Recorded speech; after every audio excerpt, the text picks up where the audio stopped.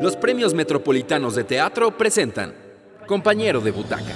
Bienvenidos a Compañero de Butaca. Mi compañero de butaca esta vez es Adrián Ladrón, de la producción de Antígona. ¿Cómo estás, Adrián? Hola, bien, Sergio, gracias. Antígona se presenta en el Teatro Julio Castillo los jueves, viernes, sábados y domingos. Así es. ¿Qué horarios? Tú te lo sabes. Sí, jueves y viernes a las 8, sábados a las 7 y domingos a las 6 hasta el 27 de agosto. Es una producción que nació en Teatro UNAM, en el Teatro Juan Ruiz. Así es. Tuvo muchísimo éxito. ¿Cuánto llevan de temporada? Esta es la tercera temporada. Son más de 100 funciones ya. Y hemos dado funciones en Alemania. Dimos función para la Muestra Nacional de Teatro. La inauguramos en San Luis Potosí. Okay, San Luis. Ajá, la última en Guadalajara, en Monterrey. Y ahora nos vamos a Uruguay y a Argentina en octubre. Ok, tú interpretas a Creonte, rey de Tebas. Ok, un Creonte muy joven, ¿no? Sí. Esta es una adaptación de David Gaitán. El texto no es el texto original de Sófocles y la historia está muy manoseada, ¿no? Así es, sí. Pero yo creo que parte de lo sabroso de esta producción es ese manoseo que le dan, o que le da David. ¿O hasta qué punto hubo una contribución suya como actores a la historia misma?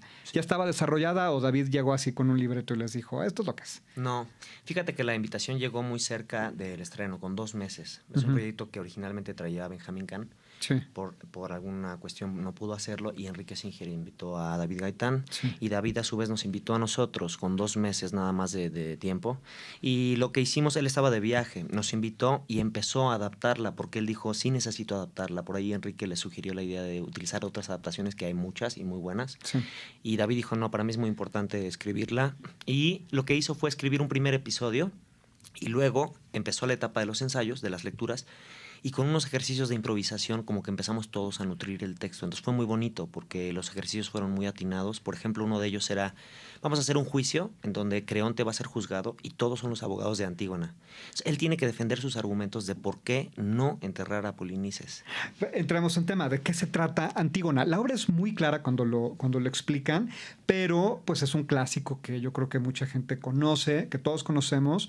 ¿De qué se trata originalmente? ¿Por qué no discutimos la apuesta original? O sea, la de Sófocles y cuáles son las diferencias con Pues mira, en el original, digamos, hay lazos de parentesco que aquí, si bien se respetan, no están marcados, por ejemplo, en la edad del personaje. O sea, Creonte es tío de Antígona porque... Y es rey de Tebas, se desarrolla en Tebas, la historia. Se desarrolla en Tebas, y Antígona es la hija de Edipo. Y Yocasta. Exactamente, ¿no? exactamente. O sea, que viene de otra tragedia por ahí, ¿no? Exactamente. Y tiene 3 hermanos. Sí. Son 4 en total. Son 4 en total. Son Antígona. Ajá, Eteocles, Polinices e Ismene. Ok. Son 4. Y Eteocles y Polinices son 2 hermanos enemistados por una guerra, ¿no? Exacto. Y bueno, los ganadores son los tebanos. Entonces, Antígona tiene que enterrar a Polinices y debido a que está prohibido que lo entierre porque pues es el traidor. Es el traidor. Entonces Creonte la condena a muerte. La obra se trata justamente de este juicio, ¿no? Así es, digamos. O sea, lo que cambia aquí es que en el texto de David Gaitán todo es posterior a los hechos. Ajá. En el original de Sófocles van ocurriendo, es decir, se nombra este decreto del rey, decir, no podemos enterrar a Polinices porque es un traidor, y vemos cómo Antígona va y lo entierra desobedeciendo, y luego lo hace una segunda vez, y luego es condenada a muerte. En este caso es un juicio público, digamos que invita a un nuevo personaje que se llama Sabiduría, que lo interpreta ahí de Boeto. Ella como que quiere, como ciudadana, digamos, convocar a un juicio en el que cada uno defienda sus argumentos para ver si el rey puede volver a considerar este castigo. Es como la voz de la cordura, ¿no? Exacto. Que pone mucho orden, es como un hielito en agua hirviendo, ¿no? Sí, yo siento que es como el Tiresias. Sí, que el Tiresias no está esta vez, ¿no? Exacto. Que Tiresias es como es un ciego que aparece en muchas tragedias griegas que siempre prevé muchas cosas, ¿no? Y augura muchas cosas. Tu personaje entonces tiene una edad que no corresponde con la edad del personaje original. De hecho, en teoría, tu hijo es quien se va a casar con Antígona. Hemón. Exacto. ¿Cómo concilias eso dentro de la obra? Fue de las primeras dudas que yo le planteé a David, como por qué, o sea, me encanta la idea, pero ¿por qué hacer un Creonte? Y él me decía, yo no quiero que caracterices un señor de 60 años, yo quiero que a tu edad digamos, representes esto. Y él hablaba justo de una forma de hacer como mucho más actual el texto y también de hablar un poco de lo que ha ocurrido últimamente, que es la gente joven se ha politizado y se ha interesado en los hechos sociales mucho más, ¿no? Sí. Digamos que los reyes sean jóvenes, pues es algo de toda la historia. Y en este caso se respeta el lazo de parentesco, es decir, sigue siendo Creonte tío de Antígona, pero no es algo que se mencione nunca en la obra y más bien nos interesaba como un debate público entre jóvenes que están politizados, que están completamente conscientes de la realidad política que se vive en la actualidad, ¿no? Es muy vigente. Y digo, los invitamos a verla para que conozcan el tema, pero realmente lo que han hecho todos, creo, es llevar al teatro una discusión muy vigente que es si respetar o no las leyes en un país injusto. No, porque cuando un país es justo y funcional, pues me parece que hay un contexto muy generalizado de todos respetemos las leyes porque nos conviene, porque es el contrato social en el que vivimos. Pero cuando el país es disfuncional, entonces respetar o no las leyes se convierte en una pregunta muy puntual, claro, ¿no?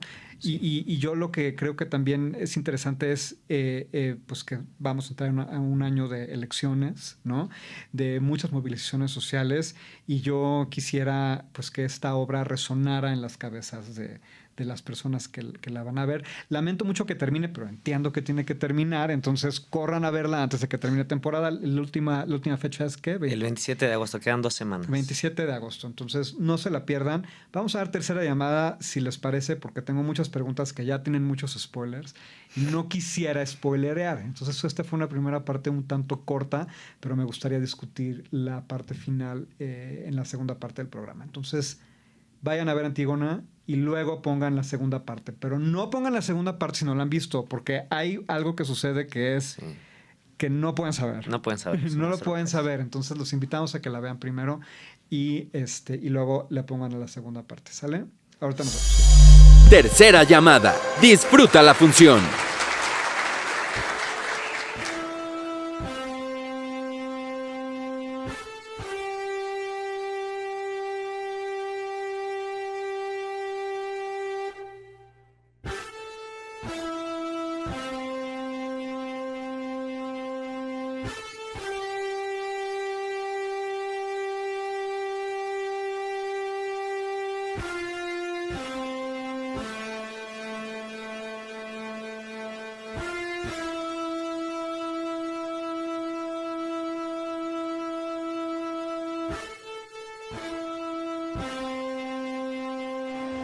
La función ha terminado. Ahora, quédate a escuchar la versión comentada de Antígona. Muy bien, ya volvimos. Aquí ya todos vimos Antígona. Y si no la han visto, por favor, no continúen escuchando el programa porque de verdad vale toda la pena que se sorprendan con esta producción. Yo te quiero preguntar, Adrián, ¿cuál es el dilema de Creonte en esta producción? Como el personaje. Sí. Pues mira, yo creo que digamos, el dilema principal es que, en efecto, pone en duda como el hecho de nombrar este decreto que es tan radical, digamos, de exponer un cadáver, ¿no? Frente a todos. Yo creo que esa es una de las cosas que Creonte como que está en conflicto, porque si bien él sabe que es una medida para aleccionar a los demás, sí, pues es totalmente consciente de que es algo salvaje, ¿no? Que es un acto violento. Entonces, yo creo que lo que él tiene bastante claro es que la ley se debe de respetar. Y, digamos, a mí eso es lo que me gusta mucho de este texto, que ayuda mucho al espectador a ponerse en los zapatos del otro. O sea, que es muy fácil juzgar. Lo que decía David era, ¿qué hay de la complejidad, no? O sea, ¿qué hay de pronto de ponerse en los zapatos de alguien a quien podemos juzgar muy fácil y decir, a ver, no está tan fácil tomar esta decisión? Yo creo que él tiene bastante argumentado por qué es necesario que la gente entienda que no, digamos, que no puedes ir y traicionar a tu pueblo así como así, recibir cualquier tipo de castigo. Entonces, digamos, eso lo tiene muy claro, pero lo que me parece que lo pone en duda es si este castigo no es demasiado radical y en algún momento lo va a poner en contra. Eso, además de la aprobación que tiene el pueblo por el personaje de Antígona, que también es algo que lo pone en la tabla, ¿no? Que, sí, que normalmente la lealtad del público se inclina, históricamente se ha inclinado ante el personaje de Antígona, pero yo me encontré como, cuando yo fui espectador de esta obra, yo la verdad es que estaba del lado de Creonte. Para mí a mí me sedujo su retórica y sus argumentos, y aunque se presentaba un Creonte que por su juventud a lo mejor podía leerse como un rey malcriado o como alguien cuya la dureza de sus posturas a lo mejor pues se leía un tanto dura y un tanto gratuita. La verdad es que yo dije, no, o sea, tendríamos que vivir en un país donde se respeten las leyes, independientemente de qué otras injusticias puedan derivarse al respecto. Y yo te quería preguntar, tú como Adrián, ya como actor, ¿de qué lado del debate caes? Es muy interesante eso, porque es ahí donde está como la discusión final, digamos. Sí. Está muy padre que la obra invite a esa polémica y que deje pensando a la gente. Creo que ahí cumple su objetivo. Yo creo que a pesar de la buena argumentación del rey, yo creo que tenemos que terminar del lado de Antígona. Eso es como mi postura en general. Porque, mira, la pregunta inicial era, como por qué montar Antígona hoy en día, ¿no? Y entonces justo como lo importante, lo que mencionaba David, es no nos sirve de nada si no es algo que responda a lo que está pasando actualmente.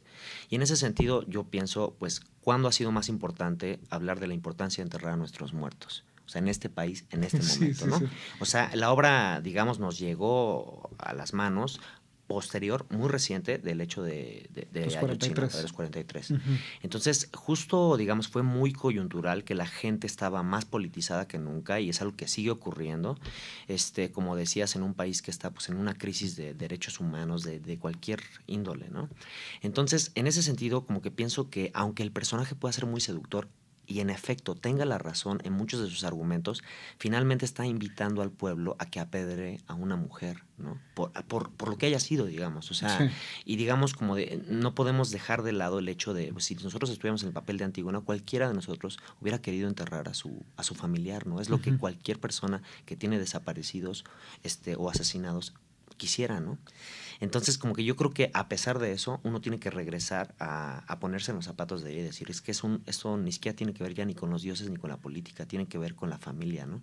Y es algo que está por encima de la ley del Estado. Sí. Híjole, qué difícil, pues sobre todo porque tu personaje, que a fin de cuentas acaba leyéndose como el villano, porque, bueno, el final, y ya aquí lo podemos discutir porque todos ya la vieron, al final el público apedrea a Creonte, ¿no? Sí. O sea, realmente sí se le da una resolución distinta al texto original. Exacto. Porque en el texto original Antígona se suicida. Hemón también. Hemón también se suicida después de intentar matar que no consigue matar a su padre, entonces se suicida. Sí. La esposa de Creonte también se suicida. O sea, es una cosa muy hamletiana, ¿no? Ese final de Antígona, de verdad, todos se mueren, excepto Creonte, que termina como aleccionado por el coro y su castigo realmente es sobrevivir a toda esa muerte. Así es. Después de que... Entonces, sí, por supuesto que hay una empatía con el personaje de Antígona, pero me parece muy interesante que en esta producción ese vaivén de lealtad entre Creonte y Antígona, por lo menos para mí como espectador, se dio hasta el último minuto y yo eso lo disfruté mucho. Pero por otro lado yo decía, qué difícil el trabajo, Adrián, de tener que estar sustentando con esa convicción con la que sustentas los argumentos de Creonte y la mitad de la obra en calzones. ¿Sí me entiendes? O sea, no nada más es, porque si dijeras tú, no, bueno, pero es que mira, lo ponen en un trono dorado, muy arriba, y entonces lo empoderan para poder defender sus argumentos, pero en un desafío así como muy cínico, ¿no? De repente así, un rey en calzones, bueno, un rey en calzones, ¿no? Sí. Entonces ahora tienes que defender todo eso en calzones. Así es. Y yo creo que aún así eres muy convincente. y yo creo que eso en parte es parte de lo sabroso de ver Antígona, sí. de tener esas dos lecturas. Y yo me imagino que debe haber sido muy difícil defender esos argumentos. Sí. ¿No? Sí, digamos que es difícil, pero yo creo que David tenía muy claro el personaje desde el principio, desde las lecturas. O sea, yo creo que ahí fue su dirección la que permitió que este personaje tuviera los matices y los gestos que tiene, que a la gente le gustan mucho, ¿no? Él decía, a ver, lee esto como si estuvieras en un show de televisión. Ahora di esto con más ironía, ahora di esto. Es como que fue direccionando muy bien qué era lo que quería el personaje. Luego ya, digamos, empezando a montar la obra, yo ya le proponía ciertas acciones como subirme a la mesa o etcétera. Ujú. Pero él tenía muy claro, por ejemplo, que el personaje debía quedarse en calzones en algún momento. Yo creo que está muy padre eso, porque de pronto como ver a un ser humano detrás del trono, detrás del poder, detrás del gobierno, es en realidad lo que es interesante en este proyecto, ¿no? O sea, como invitarnos justo a la discusión y a la complejidad, decir, también es un ser humano, o sea, también Sí. siente cosas, ¿no? También es frágil. Y también... tiene una responsabilidad grandísima por parte de un pueblo tebano y de instaurar la ley y de seguir la ley, Sí, ¿no? sí. Que él no creó. Exacto, ¿Sí me entiendes? O claro. sea, que alguien más la creó. Y luego también es muy conmovedor de que desde el inicio sabemos que lo que desata este problema, que es esta guerra entre dos hermanos, pues las posturas de los dos hermanos no estaban tan endurecidas como los demás. Ellos ya más bien estaban como listos para una tregua y para terminar, ¿no? Por eso es importante esas cartas que se develan al principio, que me parecieron muy reveladoras, que tampoco están en la versión original, que eso es pluma de David, o también le metieron ustedes mano ahí. No, eso es pluma de David. En realidad nosotros lo que hicimos fue proponer como estos ejercicios de improvisación en donde de pronto mencionábamos ciertos argumentos. Por ejemplo, yo en alguna parte del proceso mencioné de esta tribu que cuando una persona comete un crimen, lo que hacen es juntarlo al centro de la tribu y le dicen sus virtudes, ¿no? Que es una cosa ejemplar, pero que claro puede ocurrir en un contexto y con un cierto número de personas en una población. Y de ahí se le ocurrió a David este asunto, el ejercicio de durante 2 minutos di las virtudes de este otro, ¿no? Que lo más fácil es juzgar, a ver, tú que estás en contra de él, pues va, a ver, aviéntate y elógialo, ¿no?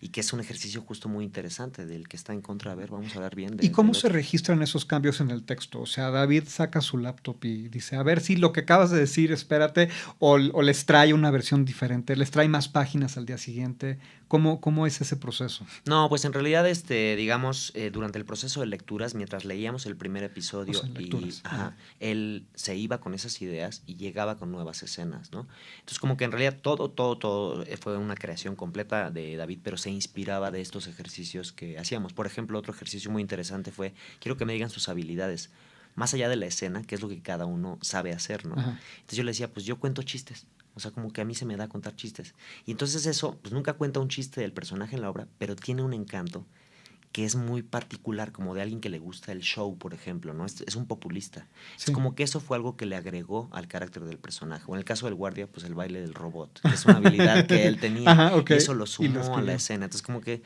eso fue como la manera que nutrimos nosotros el montaje. ¿Siempre tuvieron claro el final? Pues David lo tuvo claro, fue una decisión completamente autoral porque no respeta el original. Sí. Yo creo que él lo tuvo claro desde el principio, mencionó la idea de las piedras.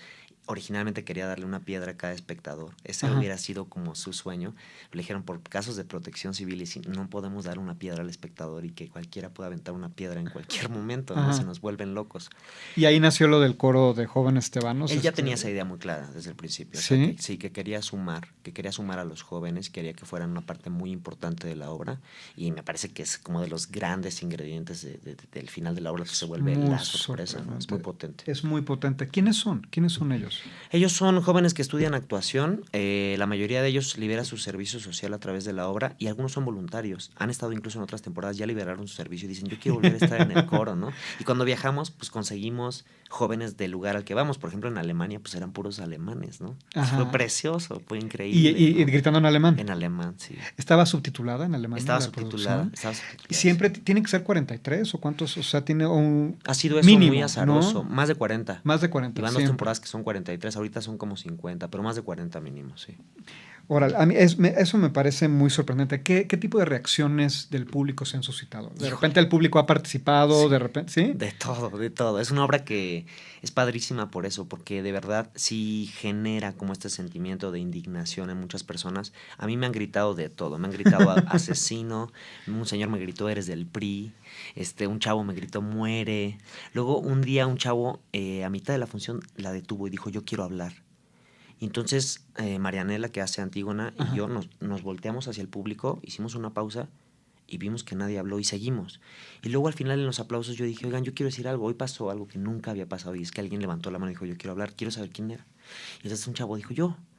¿Y qué pasó? No, pues es que dicen que uno puede opinar. Nosotros, pues sí, o sea, ¿y qué querías decir? Pues como no me parecía justo lo que le estaban haciendo a esta mujer, ¿no? Entonces a nosotros nos pareció así de una valentía, de una nobleza. Sí. Ajá. Entonces desde ahí todo, incluso el que ha dicho fuerza Creonte, ¿no? O sea, el que se ha puesto del lado del rey Sí. y ha dicho yo estoy contigo, ¿no? Ajá. Entonces es muy padre por eso, porque la obra sí despierta. La gente dice, puta, yo me quería parar a correr también, yo quería aventar piedras también, ¿no? Y pocas obras como que siento que provocan eso en un espectador. ¿Y la reacción ha sido igual en México que en Alemania? No. Que... No, y ahí eso también es muy interesante, porque siento que, o sea, con esto que decías, la gente puede estar a favor de muchas cosas del rey, pero siento que hay gente que incluso ya después de haber hecho esta discusión, este ejercicio, como que sigue defendiendo la postura del rey a pesar de todo.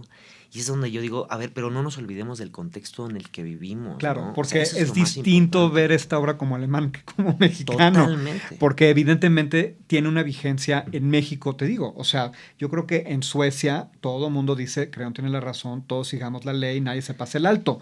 Pero en un país como México, ¿no? Sí. O sea, donde es necesario poner eso en tela de juicio. Sí. Por eso existe esta obra. No, es muy curioso porque aquí mucha gente festeja los chistes del rey. Todo el tiempo están festejando. En Alemania, ¿no?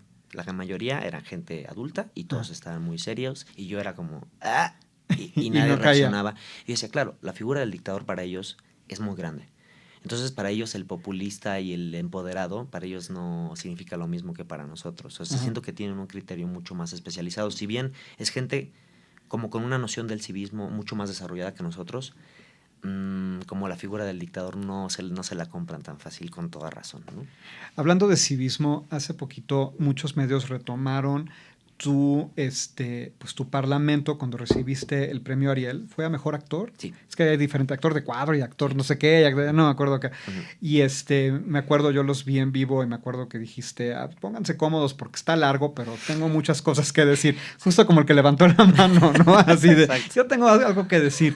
Y fue muy poderosa y fue muy conmovedora tu parlamento y lo pueden buscar por ahí. Estará en YouTube o en algún lado estará, ¿no? Está, si no sé ya subieron como la ceremonia completa, pero está por ahí Está en por mi ahí. muro y está Y era impreso.